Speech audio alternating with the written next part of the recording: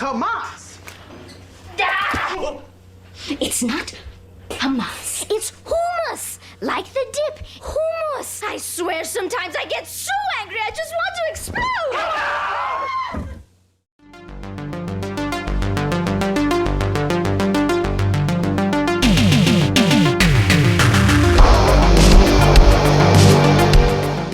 We are talking Poultrygeist, Night of the Chicken Dead. And this is a 2006 movie by the company Troma, if you are familiar with them. And this is actually directed by Mr. Troma himself, Lloyd Kaufman, who also has a role in the movie. Now, I would describe this movie as quite similar to the Peter Jackson film Meet the Feebles, if it went to like a war concert or something like that. It is a horror, comedy, musical, B-movie splatterfest. So the film clearly isn't meant to be taken seriously and is I guess nearer to a spoof movie than anything else, or a parody film. So the story, if it matters, centres around this KFC-like chicken fast food restaurant that happens to have been built on the site of an ancient Indian or Native American burial ground. And on its grand opening, it's protested by a kind of load of vegan activists. The movie focuses on the staff of this restaurant as they deal with the activists and the kind of the Colonel Sanders-like kind of like owner of the business.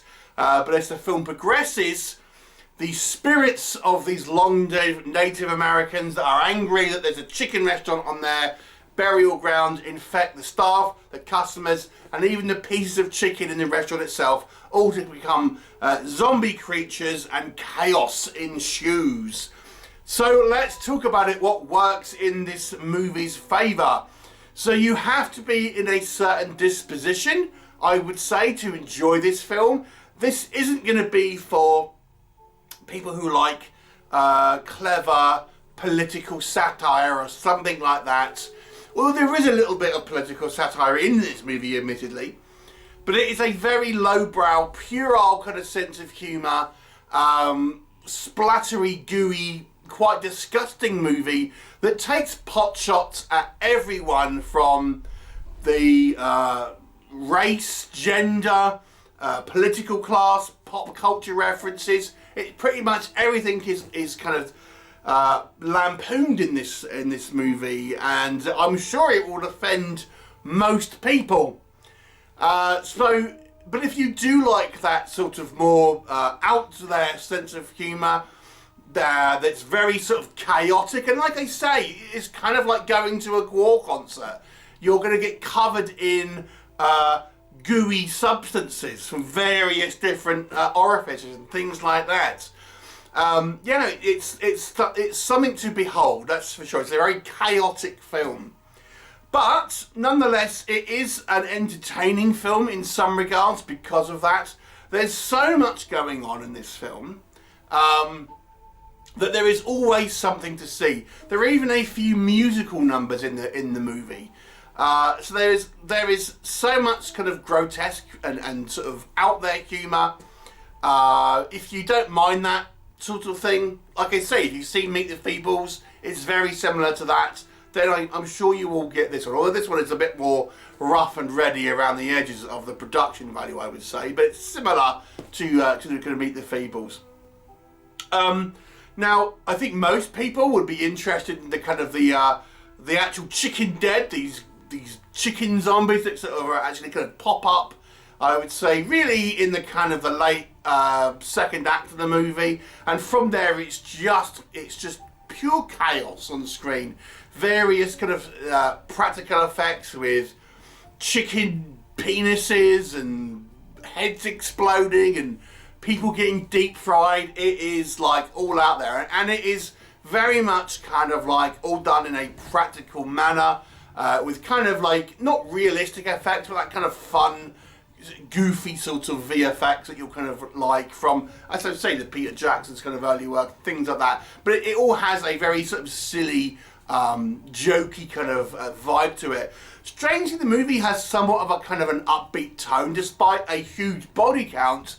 The movie's always sort of quite jovial and sort of just campy craziness all the way through. So it's never like a movie where it's sort of dour or you really feel it's particularly kind of hard-hitting in kind of many ways. The VFX, I mean, they're not meant to be realistic here. I mean, you're meant to kind of just go along for the ride to some degree with this one.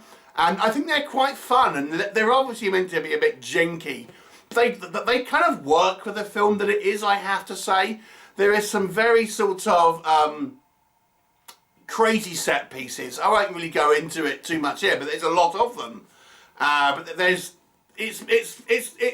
are scenes here that I feel sometimes even before we actually even get the chicken dead turn up, there's still some very, very grotesque film. For example, there's a scene when the chicken shop first opens where we have a extremely obese man go on the toilet, and you actually kind of see from like the toilet's point of view, like up there, if you know what I mean. Yeah, it's pretty out there.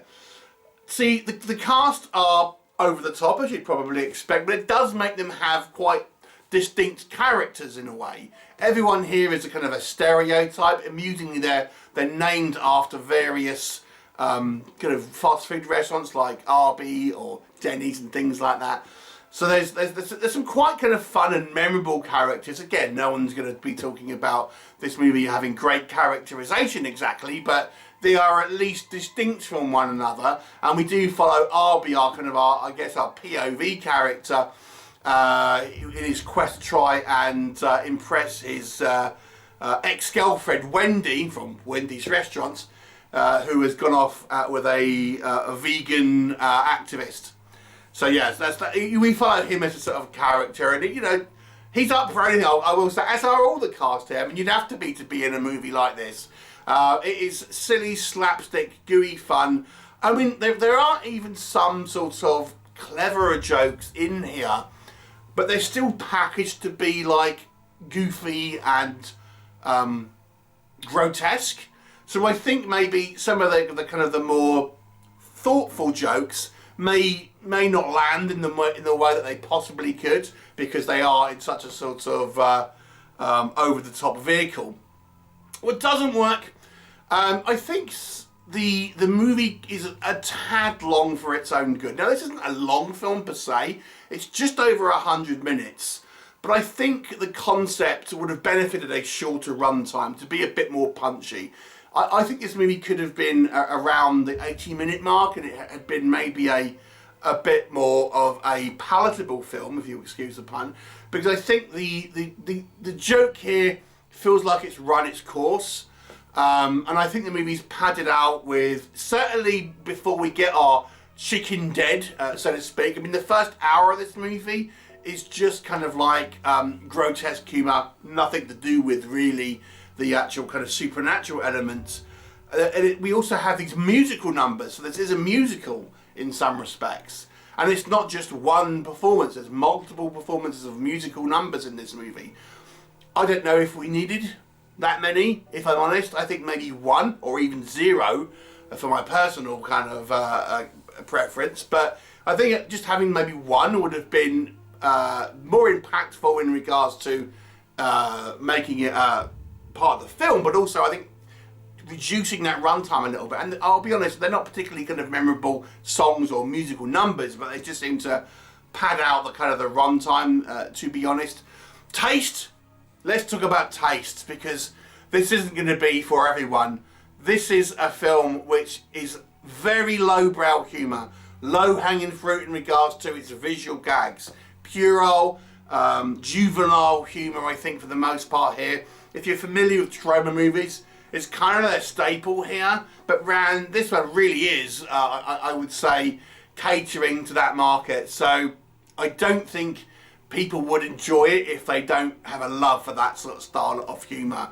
And I don't think it really... Some of the other jokes that I've said, there are some clever ideas about jokes, but their delivery is, as I say, it's all in this kind of very juvenile sort of stylings here. And, you know, it's...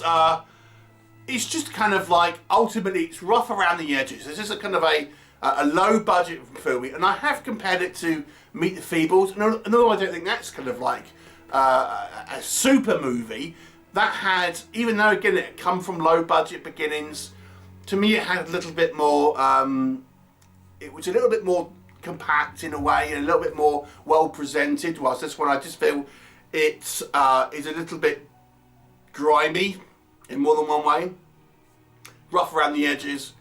And yeah, it's kind of, I think the joke is just a little worn thin, to be honest. It's a kind of a fun movie. It's somewhat of an upbeat film. So it's lightweight, but it's extremely grotesque.